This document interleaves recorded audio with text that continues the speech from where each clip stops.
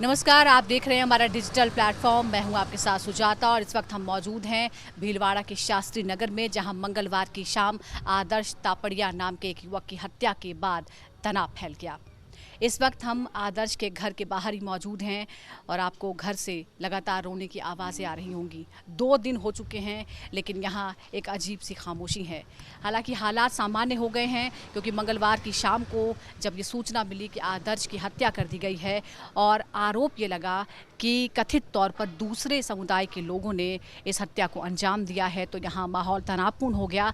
और पिछले दिनों जिस तरह से जोधपुर में, करौली में और दूसरे तमाम इलाकों में जो घटनाएं हुई हैं, उसके बाद प्रशासन तुरंत हरकत में आया और पूरे इलाके में बड़े पैमाने पर फोर्स की तैनाती कर दी गई। एसटीएफ और आरएसी के जवान यहाँ तैनात कर दिए गए। पूरा प्रशासनिक अमला, एसपी, कलेक्टर सभी लोग यहाँ पर मौजूद थे।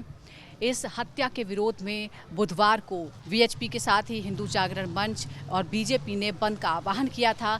उन्होंने मांग की थी कि जब तक इंसाफ नहीं मिलेगा तब तक अंतिम संस्कार नहीं किया जाएगा। 50 लाख रुपए और नौकरी की मांग की गई थी। हालांकि बुधवार की शाम तक प्रशासन ने 20 लाख रुपए मुआवजा और नौकरी का आश्वासन दिया, जिसके बाद बंद खत्म किया गया और अंतिम संस्कार की विधि भी पूरी कर ली गई है।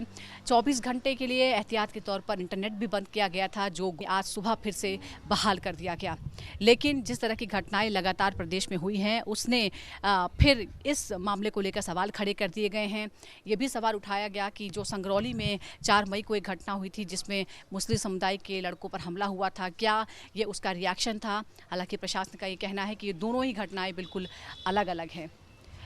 आदर्श के छोटे भाई के मुताबिक जो सबसे पहले जिससे बात हुई थी, आदर्श ने बताया था कि उनके कुछ लोगों से लड़ाई हो गई है और जब तक आदर्श का छोटा भाई वहां तक पहुंचा तो आदर्श को चाकू मारा जा चुका था। बताया जा रहा है कि जब आदर्श अपनी स्कूटी पर जा रहा था तभी कुछ लड़कों से उसकी लड़ाई हुई और उसने चाकू मार दिया और सीने पर चाकू लगने की वजह से बुरी तरह जख्मी हो गया आदर्श। फिर उसे महात्मा गांधी अस्पताल पास में ही है, वहाँ ले जाया गया, जहाँ उसकी मौत हो गई।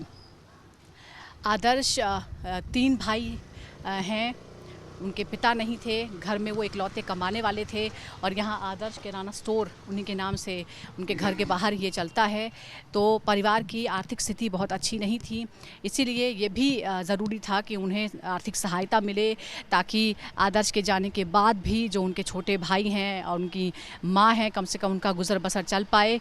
अब मदद ज़रूर मिली है, आर्थिक सहायता ज़रूर मिली है, लेकिन आदर्श की कमी उसके परिवार में कोई पूरी नहीं कर सकता है।